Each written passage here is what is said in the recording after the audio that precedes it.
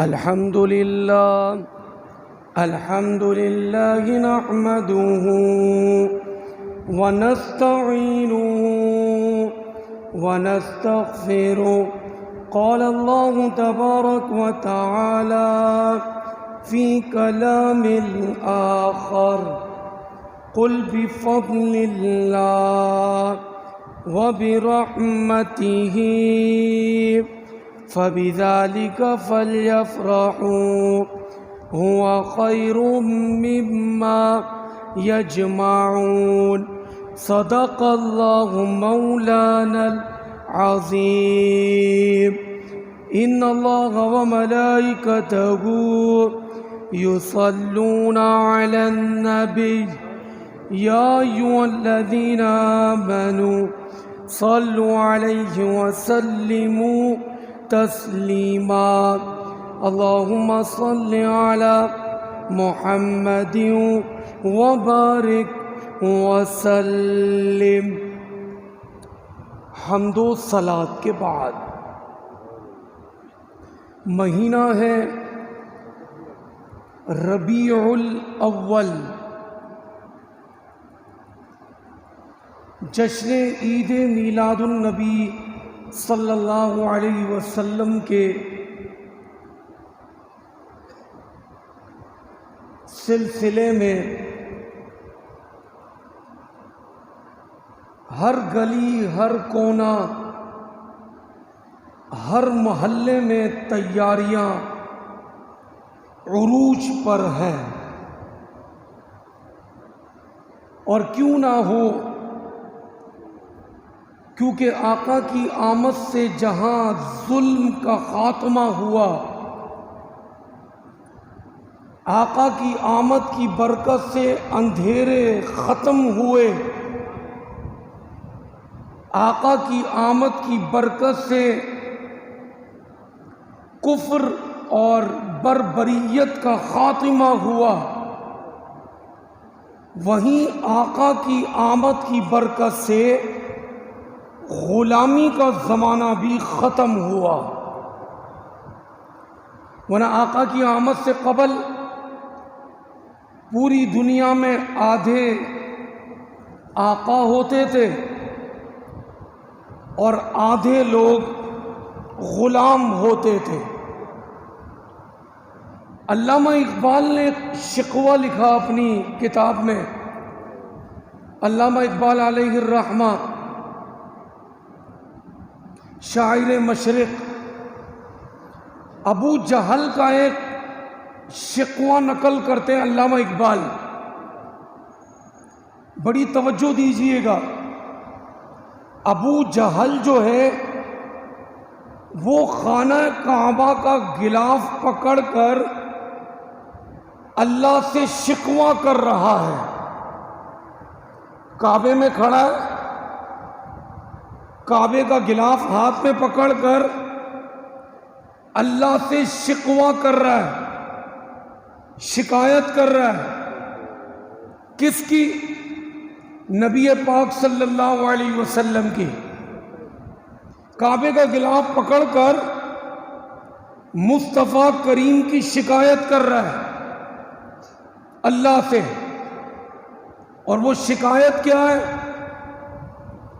کہ یہ جو اپنا دین لے کر آیا ہے، اس کی نظر میں کوئی اونچ نیچ ہے ہی نہیں. یہ تو غلاموں کو اپنے ساتھ زمین پر بٹھا کر کھانا کھلانے لگ جاتا ہے. یہ تو غلاموں کو عزت دیتا ہے. اس کی عزت دینے کی وجہ سے میرا سینہ زخمی ہو گیا. یہ شکایت کر رہا ہے خانہ کعبہ کا غلاف پکڑ کر ابو جہل اللہ سے. اب جب یہ غلاموں کو عزت دیتا ہے، یعنی نبی پاک کی شکایت کر رہا ہے ابو جہل، تو میرا سینہ زخمی ہوتا ہے. اور پھر ہمارا جو عزت اور وقار ہے قریش کا، پھر وہ کہاں گیا؟ اپنی عزت، اپنا وقار اللہ کی بارگاہ میں پیش کر رہا ہے. اور مصطفیٰ کریم جو غلاموں سے محبت کر رہے ہیں ان کا شکوہ اور شکایت رب سے کر رہا ہے. اور آقا کی آمد سے قبل غلاموں کا یہ عالم تھا کہ وہ اپنی آقا کی مرضی کے بغیر ان کے جوتوں کو ہاتھ نہیں لگا سکتے تھے. لیکن قربان جائے جب اس مہینے کی 12 تاریخ کو آقا تشریف لائے تو غلامی غلاموں کو وہ عزت مل گئی کہ جب معراج کی رات سے واپس سفر کر کر تشریف لائے تو حضرت بلال کو بلایا. بلال ادھر تو آؤ، کون سا ایسا عمل کرتے ہو کہ میں نے جنت میں تمہارے چلنے کی آہٹ کو سن لیا ہے. علماء فرماتے یہ بات سننے کے بعد، کیونکہ حضرت بلال بھی غلامی کی زندگی گزارتے رہے اور ان پر کتنی تکلیفیں آئیں. ان کو تپتی ہوئی ریت پر لٹاتے تھے، جسم مبارک سے جو چربی نکلتی تھی نا اس سے وہ کوئلے، وہ آگ ٹھنڈی ہو جاتی تھی. اتنی تپش دی گئی، اتنی شدت دی گئی. اب جب آقا تشریف لائے تو غلام کو عزت کیسی ملی. اور پھر یہی نہیں، پھر آقا نے ترغیب دلائی. جمعے کا دن ہے، جمعے کی فضیلتیں بیان ہوئی کہ جمعے کے دن غسل کرو، جمعے کے دن اچھے دھلے ہوئے صاف ستھرے نئے کپڑے پہنو، جمعے کے دن ناخن کاٹو، جمعے کے دن سرما لگاؤ. وہیں اسلام نے حکم دیا کہ جمعے کے دن غلام آزاد کرو، کیونکہ اس زمانے کو غلامی سے آزاد کروانا تھا. آقا کو بھیجنے کا مقصد رب کا ایک یہ بھی تھا کہ اس زمانے میں جو غلامی کا دور تھا اس دور کو ختم کروانا تھا. حضرت عثمان غنی سخاوت میں نام ہے، ہر جمعے کے دن ایک غلام آزاد کیا کرتے تھے. سبحان اللہ کہہ دیجئے. اب غلامی نہیں ہے، یہ اس زمانے کی بات ہو رہی ہے، آقا کی آمد کے وقت کی. اب آگے بڑھیں. حضرت عبد الرحمن بن عوف صحابی رسول ہیں، آقا نے ترغیب دلائی. آپ کو سن کے خوشی ہوگی، انہوں نے اپنی زندگی میں 30,000 غلاموں کو آزاد کروا دیا. 30,000. اور پھر دیکھیں اسلام نے غلام کو صرف آزاد نہیں کیا، آقا کی آمد سے صرف غلام آزاد نہیں ہوئے، غلاموں کو عزت بھی ملی. کیسے؟ حضرت عمر کا زمانہ ہے، مکے کے گورنر کو بلایا. حضرت عمر نے مکے کے گورنر کو بولا کام ہے مدینے آؤ. اب وہ جب مدینے پہنچ گیا تو پوچھا قائم مقام گورنر کس کو بنایا؟ انہوں نے بتایا ابن ابزے کو بنایا. کہ یہ ابن ابزے کون ہے؟ کہ یہ غلام زادہ ہے. تو حضرت عمر فرمانے لگے غلام کو تم نے گورنر بنا دیا؟ یہ دیکھیں نبی کی آمد کی برکت. کہاں غلامی کا زمانہ تھا اور کہاں غلام جو ہے وہ مکے کا گورنر بن گیا. حضرت عمر نے پوچھا تم نے غلام کو گورنر بنا دیا؟ کہ حضرت وہ قرآن جانتا ہے، اس کو قرآن پڑھنا آتا ہے. آپ نے فرمایا حضرت عمر نے کہ میں نے خود آقا کریم کی زبان پاک سے سنا ہے کہ یہ قرآن لوگوں کو پستی سے بلندی کی طرف لے کے جائے گا. کہ قرآن نے ایک غلام کو مکے کا گورنر بنا دیا. قرآن بندے کو پستی سے بلندی پہ لے جاتا ہے. جبھی ہم وقتاً فوقتاً کہتے ہیں کہ جنہوں نے قرآن نہیں پڑھا آؤ اب بھی پڑھ سکتے ہیں, بڑی عمر ہو گئی کوئی بات نہیں, آئے رات کو مدرسہ لگتا ہے 5 منٹ دیں, قرآن سیکھیں, کیونکہ قرآن پستی سے بندے کو بلندی پر لے جاتا ہے, عروج پر لے جاتا ہے. آئیں موضوع کی طرف. یہ قرآن بلندی پر لے گیا, لیکن مقصد کیا تھا؟ آقا کی آمد غلامی سے آزاد کروانے کے لیے آئی, اس امت کو غلامی سے آزادی ملے.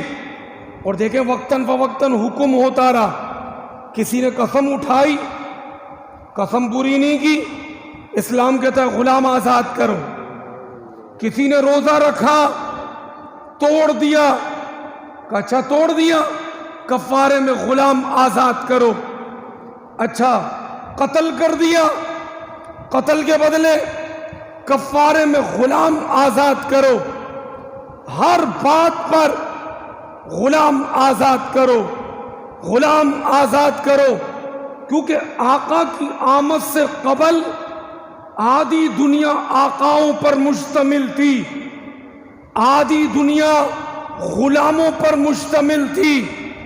یہ آقا کی آمد کی برکت ہے, اس انسانیت پر آقا کی آمد کا صدقہ ہے کہ آقا کی آمد کی برکت سے اس امت کو غلامی سے آزاد مل گئی. اور یہی نہیں, عورتوں کو بھی عزت ملی. عورت کی کیا عزت تھی؟ کوئی عزت نہیں تھی. باپ اپنی بیٹی کو زندہ جیسے ہی پیدا ہوتی تھی نا, کسی سے پوچھتا نہیں تھا, اٹھاتا, کھڈا کرتا اور زندہ بچی کو اپنے ہاتھ سے زندہ در گور دفنا دیتا تھا. ایک صحابی آئے, اسلام سے پہلے کا واقعہ عرض کرنے لگے, کیونکہ اسلام سے قبل کی جتنی غلطیاں ہیں, ایک کافر ہے, اس کی عمر کتنی بھی ہے, اس سے پہلے اس نے جتنے گناہ کیے وہ سب معاف. کلمہ پڑھنے کے بعد کلمہ پڑھ لیا, کفر کے زمانے کے سارے گناہ معاف. کلمے کی برکت سے, کلمے کی فضیلت کا اندازہ لگا ہے کہ ایک بار پڑھا لا الہ الا اللہ محمد الرسول اللہ, پچھلے سارے گناہ معاف. ایک صحابی آئے, اسلام سے قبل کا واقعہ, یا رسول اللہ مجھ سے ایک بہت بڑی غلطی ہو گئی, اسلام قبول کرنے سے پہلے میں بڑا نادم ہوں, میں رات دن روتا رہتا ہوں. آقا نے فرمایا بتاؤ کون سی غلطی ہو گئی؟ کہ یا رسول اللہ میں اپنے قبیلے کا سردار تھا, جو بچی پیدا ہوتی اس کو میں زندہ دفنا دیتا تھا. میری بیوی بھی حمل سے تھی, مجھے کہیں جانا تھا سفر پر, میں سفر پر نکل گیا. جب واپس لوٹا کئی مہینوں کے بعد تو بچی بڑی ہو گئی, بچی کی پیدائش ہوئی, لیکن ماں تھی ڈر رہی تھی. انہوں نے کتنی بچیاں مروا دی, کہیں اپنی بچی کو بھی نہ مار دے. تو اس نے توتلی زبان میں سکھایا تھا, یا اب اتاؤ, اے میرے ابا. جب میں واپس سفر سے آیا تو یا رسول اللہ اس نے توتلی زبان سے کہا اے میرے پیارے ابا. لیکن میں اپنی بیوی پہ غصہ ہوا کہ تو نے ناک کو جنم دیا ہے, ایک ناک پیدا کر لی, فوراً بیلچا لیا, صحرا میں گیا, کھڈا کرنا شروع کیا, پسینہ آتا تو وہ بچی پسینہ پہنچتی تھی. اس بچی کو کیا پتا کہ یہ ابا کھڈا کس کے لیے کر رہا ہے. یا رسول اللہ مجھے پھر رحم نہیں آیا, میں نے کھڈا کر کے اس کو زندہ در گور زمین میں دفنا دیا. یا رسول اللہ، وہ بات مجھے یاد آتی ہے تو میرے آنسو نہیں رکتے۔ آقا بھی اس بات کو سننے کے بعد رو دیے، آقا کی آنکھوں سے آنسو نکل گئے۔ آج یہ جو میری بہن، میری بیٹی، میری بیوی، میری ماں، اس کا جو یہ رشتہ ہے، یہ کسی دنیا دار نے نہیں دیا، یہ رشتہ دیا تو میلاد والے آقا نے رشتہ دیا ہے۔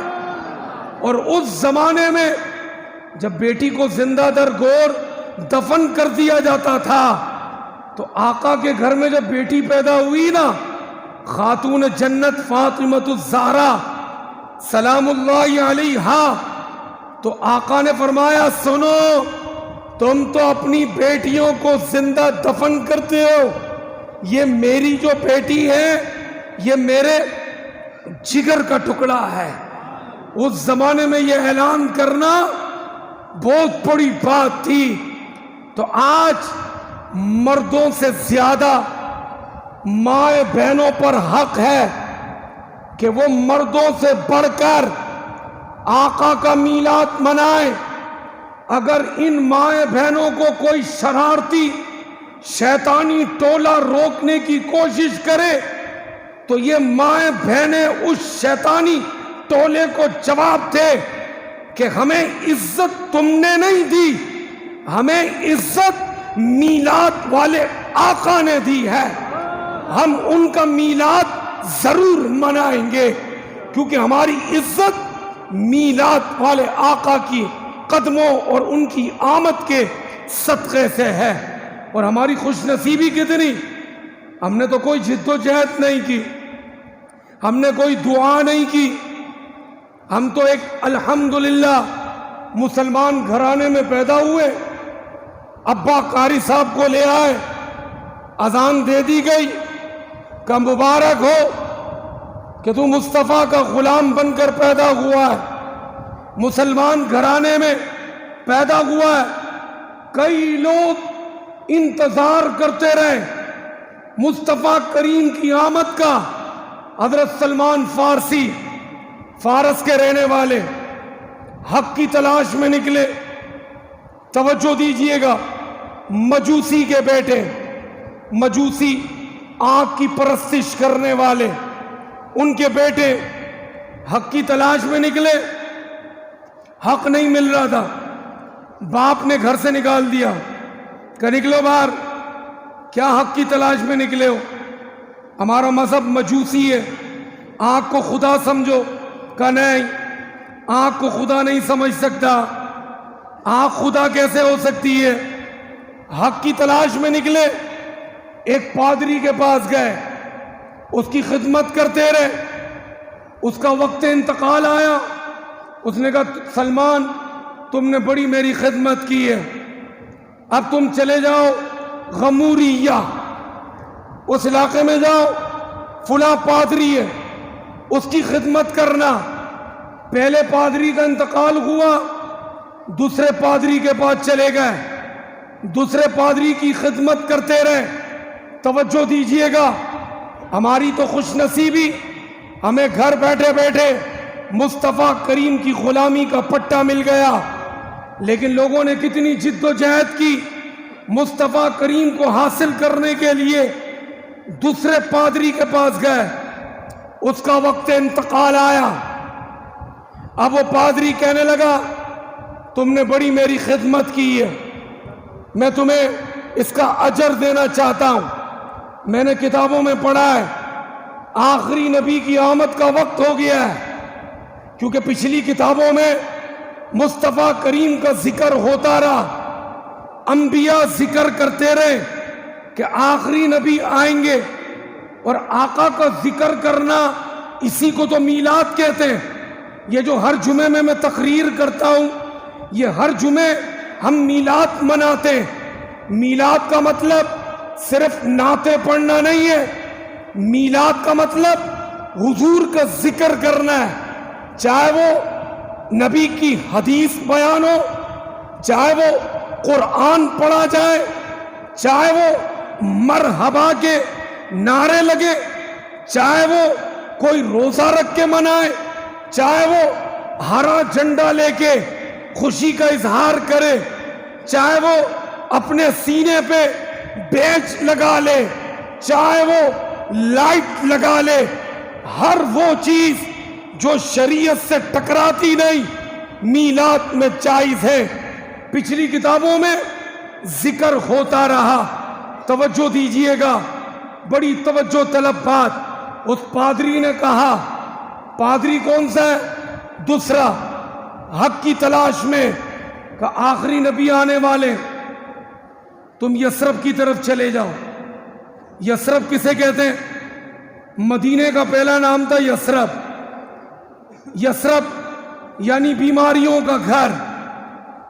آقا تشریف لائے مکے سے مدینے، تو اب یہ یثرب نہیں رہا، اب یہ بن گیا مدینہ اور طیبہ۔ پہلے یہ بیماریوں کا گھر تھا، اب آقا کے قدموں کی برکت سے اللہ نے اس زمین کو وہ شان عطا کر دی کہ یہاں کی مٹی کو بھی آب شفا بنا دیا۔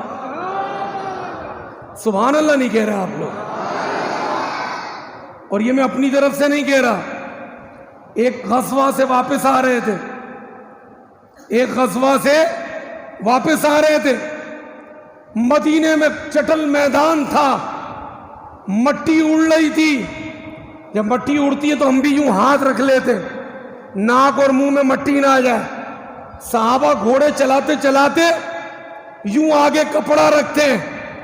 آقا نے دیکھ لیا، آقا نے فرمایا ہٹاؤ، تمہیں نہیں پتا اللہ نے اس مٹی میں بھی شفا رکھ دی ہے۔ اگر یہ مٹی تمہارے پیٹ میں جائے گی تو پیٹ کی بیماریوں کو دور کر دے گی۔ جب یہ عاشق مدینے جاتے ہیں نا تو وہاں کی مٹی لے کے آتے ہیں اور تحفے میں دیتے ہیں، کہتے ہیں یہ مدینے کی مٹی ہے، کسی بیمار کو کھلا دینا شفا ہو جائے گی۔ اب وہ پادری کہنے لگا یثرب چلے جانا۔ میں پہلے کا یثرب کا ہی نام لوں گا کیونکہ یہ آقا کی آمد ہجرت سے پہلے کا واقعہ ہے۔ اب سلمان یثرب کی طرف گئے، ایک قافلے میں تھے۔ پہلے ہم نے سنا غلامی کا زمانہ تھا، لوگوں نے دیکھا ایک لڑکا ہے جوان اکیلا، غلام بنا لیا۔ سلمان کہتے ہیں میری خوش نصیبی، وہ قافلہ مدینے گیا اور مجھے بیچا بھی مدینے میں ہی۔ میری خوش نصیبی یہ تھی، مدینے میں مجھے ایک یہودی کے ہاتھوں بیچ دیا گیا۔ لیکن ایک بات رہ گئی، اب جب اس پادری نے یثرب بھیجا نا کہ آخری نبی آنے والے، تو سلمان نے نشانیاں پوچھی تھی، کہا نشانیاں بتاؤ، ان کی نشانیاں کیا ہیں؟ تو اس پادری نے 3 نشانیاں بتائی تھی جو پچھلی کتاب میں لکھی ہے، جو پچھلی کتابیں نازل ہوئی۔ پہلی نشانی، نبی صدقہ نہیں لیں گے۔ دوسری نشانی، نبی ہدیہ تحفہ لے لیں گے۔ تیسری نشانی، ان کے دونوں کندھوں کے بیچ میں مہر نبوت ہوگی۔ اب ہوا کیا؟ اب یہ 3 نشانیاں تھی۔ اب یہ مدینے میں آئے، ایک یہودی نے ان کو خرید لیا حق کی تلاش میں۔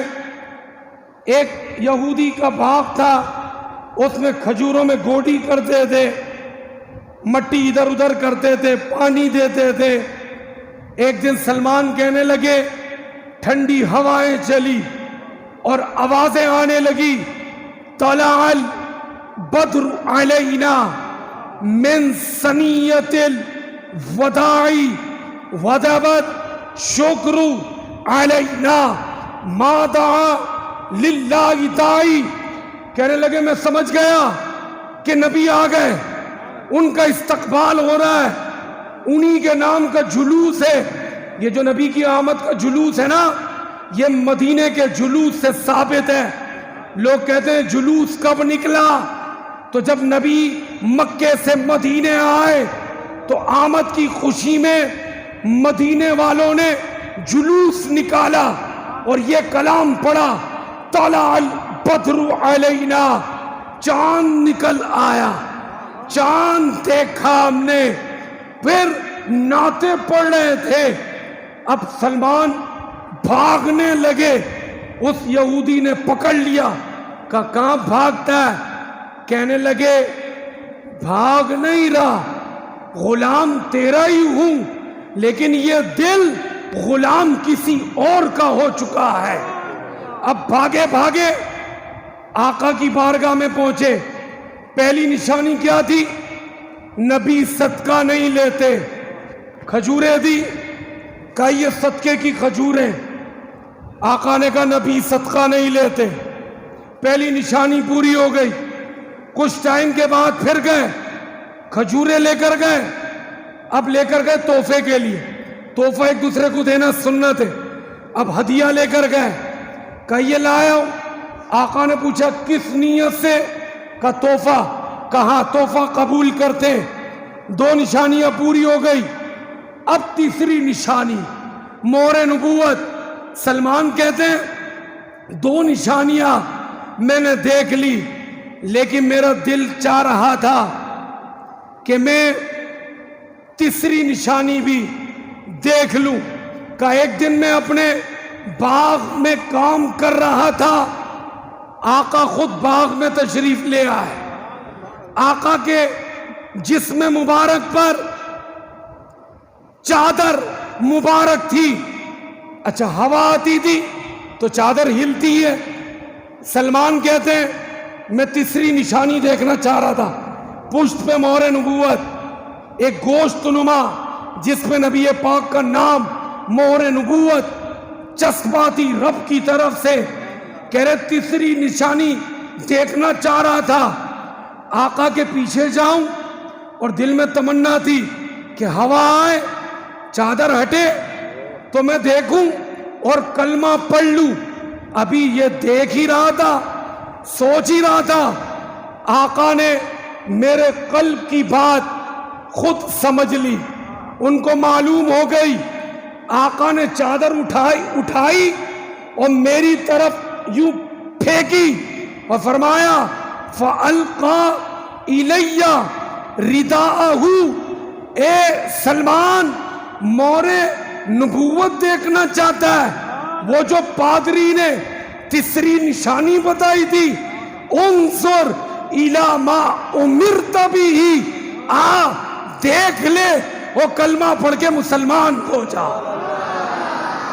تو پیارے پیارے بھائیوں، سب نے بڑی مشقتیں اٹھائی اس محبوب کو پانے کے لیے، اور یاد رہے آقا کا اس امت پر احسان ہے اور امت پر قرض ہے کہ اپنے نبی کو بھولنا نہیں ہے۔ وہ کیسا امتی ہے، کلمہ نبی کا پڑھے، اور جب نبی کی محبت کی بات آئے تو کہے کہاں لکھا ہے۔ ایک سوال آتا ہے، ہر بندہ ایک ہی سوال کرتا ہے کہ میلاد منانا کہاں لکھا ہے۔ آج جمعے میں اس سوال کا جواب دے کر، باتیں بہت ہیں لیکن گھڑی بہت تیز چلتی ہے، اس وقت پتہ نہیں کیوں اتنی تیز ہو جاتی ہے، یہ مجھے ایسا لگتا ہے۔ یہ ایک سوال آتا ہے ان 12 دنوں میں کہاں لکھا ہے؟